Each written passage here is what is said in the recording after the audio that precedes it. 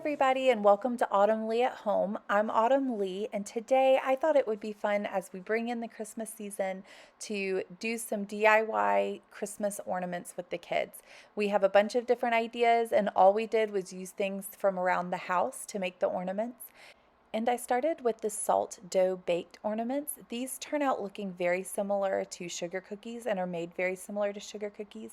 However, they're made using a lot of salt. So I'll tell you which ingredients and how much ingredients I used here in a moment. While we're mixing and baking this ornament, I wanted to take you guys along the journey of the other ornaments that we also made, that we made these as well as the other ones over 2 different days. And we had a family member give us a Christmas tree. We have a real tree downstairs, but they gave us a fake tree. So I thought it would be fun to let my kids have that tree and make all of the ornaments. And so over these 2 days, we were able to make all kinds of different ornaments from things that we had lying around the house. We had a lot of fun doing this, and it was super easy and simple, and they had a blast getting to decorate the tree however they wanted to do it. To mix the salt dough ornaments, you use 2 cups of all-purpose flour, 1 cup of salt, and 3/4 cup of water. And I added a little bit more water than that. And I also doubled this recipe just because I have 4 kids and I wanted to make sure that we had enough both for our Christmas tree as well as I was making these for teacher gifts. And I thought that this was a fun idea to use as teacher gifts. And that way the kids can make them themselves and hand them to the teachers. And we were even able to press the teachers for last initial onto the ornament, which was really pretty and they turned out great. The only recommendation I would say different was I think I used a little too much water in these because mine didn't want to harden all the way. I ended up trying to dry them for an extended period of time and they still never fully hardened.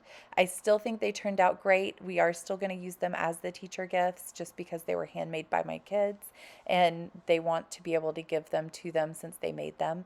However, if we were to do this again in the next time, I would make sure I roll them out a lot thinner than I did, as well as not add quite as much water.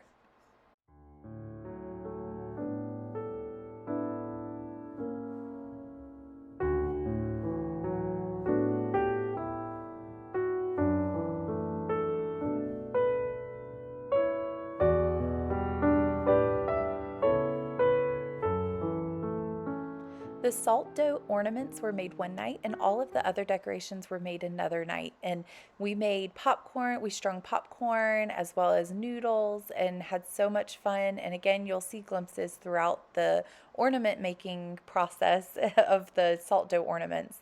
I'll kind of sprinkle the other ones in. Now that we have our dough mixed, it's time to take this salt dough ornament dough out and roll it out flat. And again, I had them helping me. The girls were helping me first and the boys helped cut out later. I try not to have all the kids in the kitchen at the same time just because it makes it more stressful for me as well as for them because it's hard for me to help each of them all at the same time, and that way we aren't having to mess up our ingredients and then start over. By having just 1 or 2 in the kitchen at one time and then trading off, it makes it a lot easier. And some nights it will be the girls or just one of the girls, and then some nights it will be the boys or just one of the boys. We try to take turns, and that way it allows me to have a lot more one-on-one time with them, be able to teach them as we go, and them to actually enjoy it with me not, you know, getting anxious with them trying to grab all the ingredients. As my daughter was rolling out the dough, I realized that we needed more parchment paper and another tray, so I decided to cut this in half.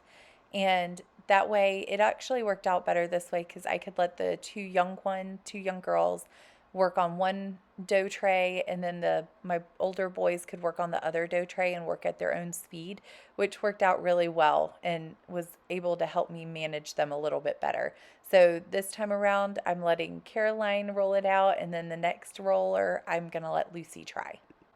When rolling out your dough, you want to make sure that you roll it out a 1/4 inch thick.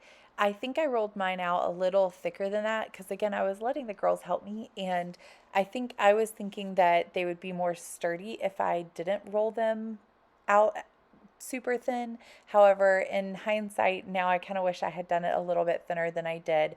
And so just be very careful and mindful that just because you're thinking that they'll hold up better if they're thicker. That's not necessarily the case because then they can't dry out all the way. So I would recommend trying to do the thin route of a 1/4 inch. The next night, I set up different stations for each kid to make a different ornament. And then I had them, after I went through and I taught them each the station that they were doing and how to do it, we just kind of sat and enjoyed making them together. And after about 15 minutes, 10 to 15 minutes, we would trade and switch stations. And again, sometimes I had to reteach, but that's okay because we were just enjoying the time together.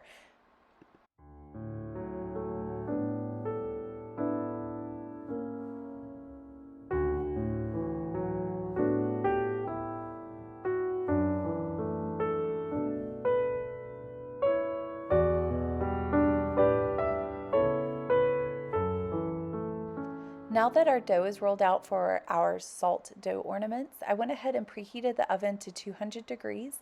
And while that's preheating, I took the kids into the dining room and we are taking the time they each got to choose a cookie shape, a cookie cutter, and we did one per kid. That way we knew whose kid was which ornament. And Caroline here chose the glove, and so we're taking the time to just cut them out and set them aside, and each kid got to do this. I was very impressed with both Caroline and Lucy. Lucy's only 2 years old, Caroline's only 5, and both of them were able to do this. Once I taught them how to do it and showed them, they were able to do this pretty much on their own. So once I got them started and doing their own ornaments, I went ahead and brought the boys in and got them started on theirs, and they did the same thing. They chose one cookie cutter that was going to be their shape that they used for their ornaments, and that way we knew whose cookies or whose ornaments were whose.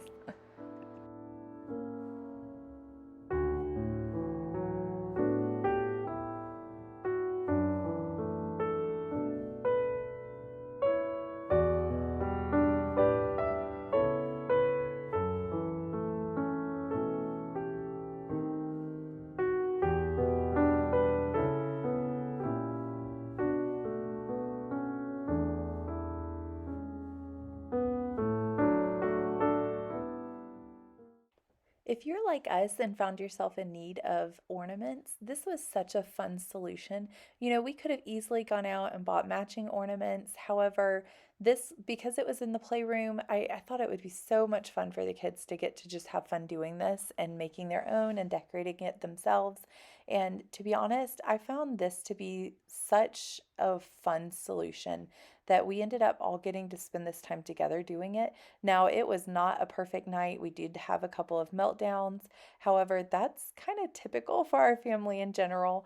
So, knowing that we get to spend this time together and the majority of the evening was wonderful, apart from those couple of meltdowns that are pretty typical, we really enjoyed getting to spend this time together and getting to make them together. And it's something that they can look back at the tree and really enjoy. Now, most of these ornaments obviously won't be able to make it until next year, but this is giving them memories that they will be able to save forever. And we can do it again next year. And who knows, this may end up being a tradition that they end up getting to play and make their own ornaments for their own tree upstairs every year. Now that all the kids have cut out their ornaments, I am taking a straw and I taught them how to push the straw into the top, and that creates the hole that the string will go through. And then they're just blowing the extra dough out the other end, which sounds kind of silly, but they had a blast doing it. And it made it a lot easier to be able to string the string through after we bake them. Just make sure you do this before putting them in the oven. If you try to do it afterwards, it's not going to work.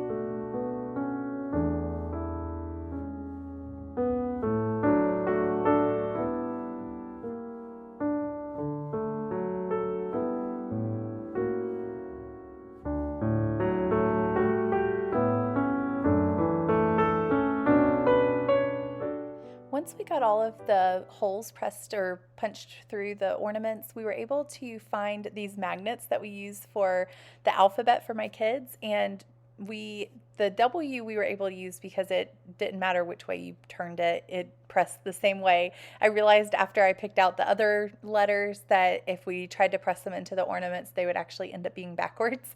So we ended up only doing the W for one of the teachers, and that was fine because they all turned out beautiful, and either way they made them and they're lovely. So with that being said, we placed them after pressing the W into those ornaments. We placed all of the ornaments into the oven that was preheated to 200 degrees, and they go in for 20 minutes, and then you need to take them out, flip them over very gently, place them back in the oven for another 10 minutes. Now, I let them go a lot longer just because I wasn't able to get them dry all the way, but I think it's because I made them too thick when I was cutting them out. I think we should have rolled the dough a lot thinner. So first time doing this, we live, you learn, and now we know for next time if we were to do this, just to make sure you roll them a little thinner rather than thicker. We are nearing the end of the evening and wrapping up our ornaments, and we were able to string some popcorn, string some noodles, as well as make a paper chain, paper snowflakes, and those clay ornaments that we also were able to put on string and hang up. So this ended up being a beautiful tree just because it's handmade up in our playroom, and they had a blast doing it. Now, there are some takeaways that I learned from doing this. I think next year, just to make it go easier, we will definitely do larger noodles. I should not have done the elbow noodles. I wasn't thinking. I think I just grabbed the box that I happened to find in the pantry, and they were really small and difficult to put the string through. So with little ones, I would definitely suggest maybe more of the, I think you pronounce it penne noodles, but definitely use those instead. They would make it a lot easier and it would go a lot faster because they're larger. But overall, we were able to make a bunch of handmade, kid-friendly ornaments that were DIY, that were completely free to us because it was just stuff that we had around the house. But I would love to encourage you guys to just use this as a starting point. This was just kind of something that we did last minute and had a lot of fun doing it, but you can get very creative with this. You could do pine cones or old lace, old pieces of fabric that you can cut or sew into different things. There's all sorts of things that you can do to become creative and not have to go out and buy ornaments. The creative ones that would last until the next year would also be so much fun, because even the ones that we have bought the kids over the year or they made from school, like the DIY craft ones that they bring home from church or school, they love pulling those out, and they actually like those way more than the other beautiful beautiful bought ornaments from the store. They enjoy the handmade ones a lot more because they're more sentimental to them, and I think it attaches the memories to them. I just want to take a moment to say thank you so much for joining me at Autumn Leigh at Home. I hope you guys enjoy this Christmas and spend time with your family. Please like, subscribe, and share, and I hope to see you next time.